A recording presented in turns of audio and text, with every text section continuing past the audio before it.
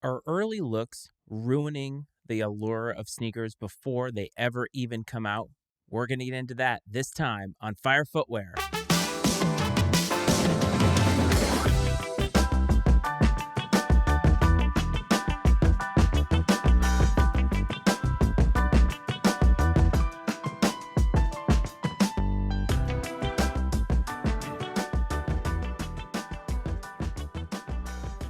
What's up, everyone? Welcome back to another episode of Fire Footwear. I want to welcome everybody who is new to this and everybody who is old in this. I want to thank you no matter how many times it is that you've consumed this content, whether it's in audio, whether it is in video, it doesn't matter.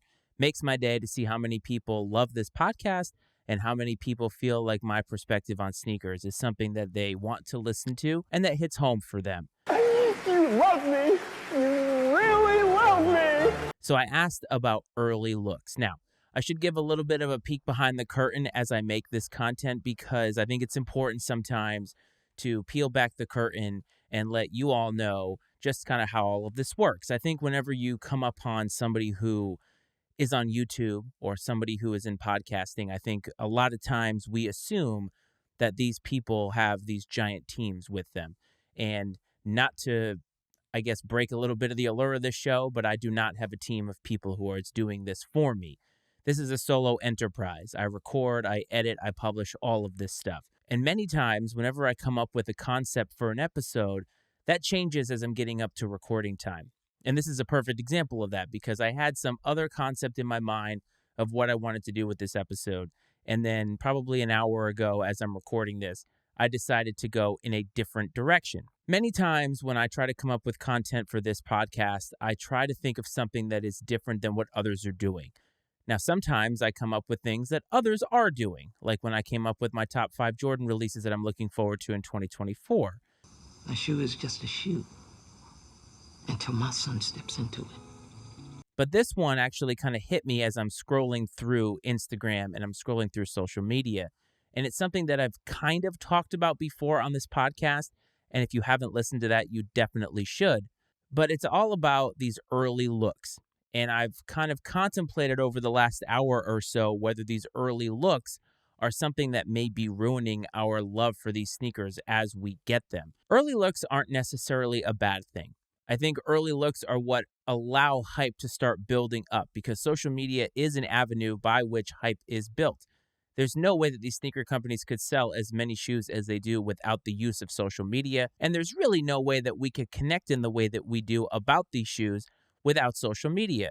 This podcast is social media. Just about every content creator also has social media. The sneaker companies do. The boutiques do. Everybody has it. I'm Mr. Meeseeks! Look at me! Because in order to stay relevant in this game, you have to be able to have a presence online, not just in your store, but on social media, because you have to push the products that you have and you have to be able to build hype when it is necessary. And I can understand why social media is so heavily used today.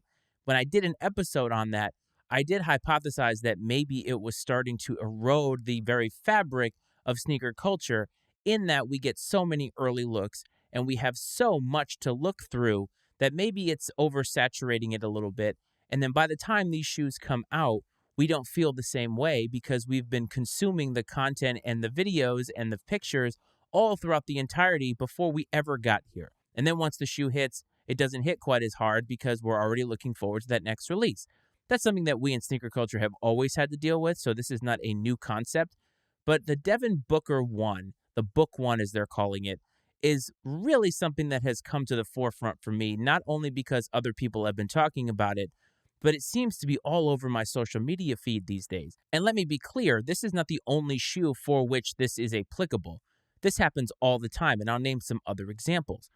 But Devin Booker is a very prominent player in the NBA today. He is not a champion, but he has been to the NBA Finals. He's probably a top 10 or top 15 player today in the NBA. And when that happens, these sneaker companies are going to want to capitalize on that. And they do so by giving a signature sneaker to all of the big prominent NBA players out there. Adidas has done it. Nike has done it. Puma has done it.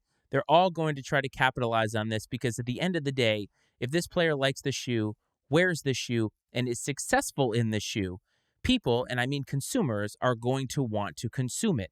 And that means the most money in all of these sneaker companies' pockets. So it makes sense that they would want to give Devin Booker his own shoe.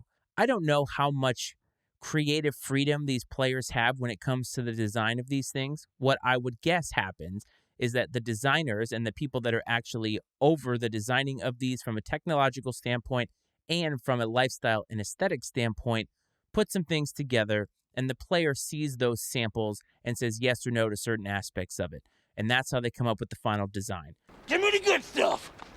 I don't necessarily know for a fact that Devin Booker wasn't an integral part in getting that shoe from the first sample all the way out to the line whenever it is that they are producing these shoes. I have no idea. All I do know is that he's a very busy man, and I would assume that as long as it's good enough for him, it's going to be something that Nike is going to be okay pushing out. Whenever there is a new model that comes out, hype is always being built around it. And that makes sense because Nike, if it's a new model, they want to be able to sell the shoe. And now today, when things are brand new, they are much tougher of a sell, at least in my opinion, because I think sneaker culture is so used to the idea of all of the old silhouettes that we've always trafficked in. Jordans, Dunks, Air Maxes, Yeezys, there's a ton of them to go through, not just those four. So whenever there's a new silhouette that comes out, you have to not only be able to break the mold today, but you have to be able to break the nostalgia of all of the other silhouettes that have come before it. Because many people are Jordan people, they're LeBron people, they're Kobe people, they're KDs, whatever it is. Whatever player they are wearing the signature shoe of, they're really stuck with that in their minds. And we do that as human beings all the time. We have favorites of a lot of things. We generally tend to gravitate toward those favorites whenever the time comes to pick something. It's like if you go to a restaurant and you order the same meal. Sneakerheads are not that different from that particular philosophy. So Nike has to push this out. And what's the best way to push this out is to make sure that Devin Booker is shown wearing these shoes and, very importantly, balling in these shoes. Now, the early concepts of these have shown two colorways, and that's fine. I think that showing one colorway or even two colorways that are on the horizon is a great way to build hype. The first one that we saw was the orange colorway, and that right now I think is like $1,700 on GOAT or StockX. But here's the thing. They haven't even released any of those shoes. That's how you build hype. Since that time, I have probably seen a good 30 Devin Booker colorways that are either samples or something that he has worn on the court on social media. I'm not saying that this is inherently a bad thing, but at this point, we have seen so many colorways of it that I, the consumer, am tired of seeing it, and we haven't even had one of them released yet. So what's going to happen when they release? That's kind of what I want to know. Is I think people were so allured by the first colorway that they saw because it's brand new, it's a new silhouette, it's a fire colorway, everything is great about it. And now Nike has just oversaturated it before we've even seen an actual in-hand pair of these. You destroy everything you touch, Megatron! That's a little insane to me. And it's not just the Devin Booker series. You see this all the time now. Today, just scrolling through social media, first look. Here's on-feet pics of somebody wearing it out. Here's somebody who has a sample of this. Here's a first possible sketch of what this looks like. We haven't even gotten to the point where we are within weeks of a release. In some cases, we are months away from a release, and we're just getting all of these samples thrown at our face. So what happens when these shoes actually come out? Meh, we get them, and they don't hit nearly as hard as they would. I understand that you're going to need to show people what they potentially are going to buy. There is a cycle to how all of this marketing works. And obviously, as a part of that cycle, you're going to need to give consumers an early look at something. When I think of an early look at something, I think of it as, here is an actual photo that's more of like a marketing photo. It's a staged professional photo of what the shoe is going to look like. I'm ready for my close-up, Mr. DeMille. It can even be on a model's feet for all I care. That gets me hyped up whenever I see somebody wearing it. But not necessarily somebody wearing it who's a celebrity, who has connections to Nike or Jordan Brand or whatever. Whenever I see people wearing it out, like for instance, the new Ama Maniere 4 that is rumored to come out this year, there's people from the Whitner Group wearing it out in Paris.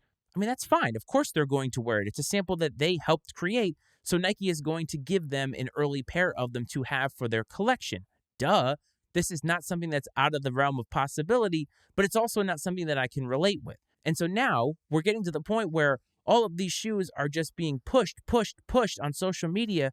We see so many photos that by the time the actual real photos come out, we're already moved on. We've moved on to releases that are after that. The only thing that comes now is the performative act of actually going through the release and trying to get this shoe. And I said this before when we made sneaker resolutions, that a lot of times we are so focused on the next release that we get these pairs in hand, we look at it, and we have already mentally moved on from this. And I think a lot of this stems from the fact that we are seeing so many looks of a shoe before it is even available for release and available for consumption.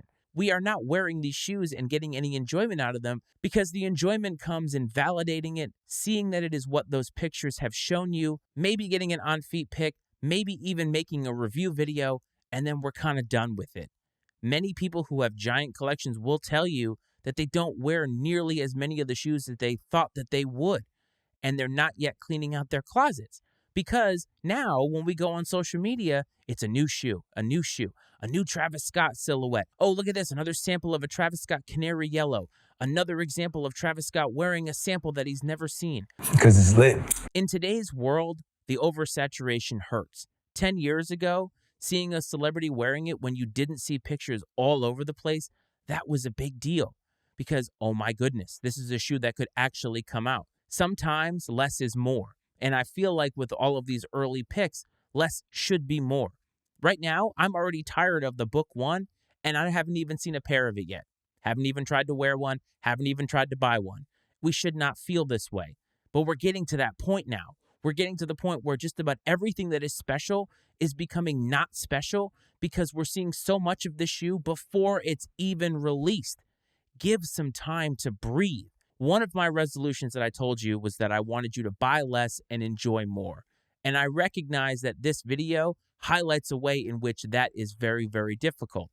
But it also goes hand in hand with another resolution that I talked about, which was taking a step away from sneaker culture for a little bit. And that could even be taking a step away from sneaker social media. It's very important to be grounded in this, and it's very important to get back to the enjoyment of them. But I'm going to tell you what, man, these sneaker companies are not making it easy. These social media accounts are not making it easy. These YouTube pages are not making it easy.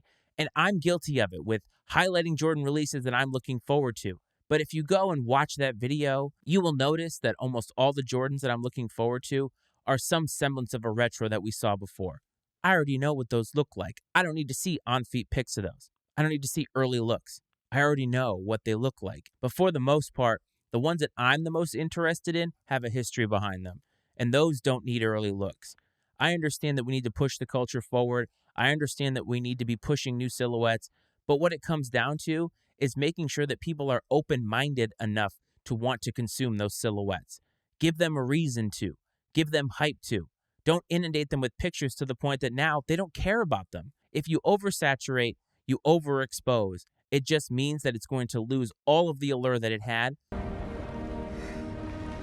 Done. And by the time we get to actually consuming the shoes, we are already done with it and we have moved on. So what do you think about early looks? Do they ruin the shoe for you, or do you think that they're necessary to keep the hype train going? Get in touch with the show. Instagram @FireFootwearPod is the handle. TikTok @FireFootwearPod is the handle to find us there. Facebook, Fire Footwear, a sneaker podcast is what you would search. If you're watching on YouTube and you want to listen to the audio episode, search Fire Footwear, a sneaker podcast wherever it is that you find your podcast. And as always, if you want to support the Matty Ice Media Network, mattyicemedia.com for all the other podcasts that we have. I hope this finds you well, fam. I hope this finds you safe. And as always, I will talk to you next time. This is Fire Footwear.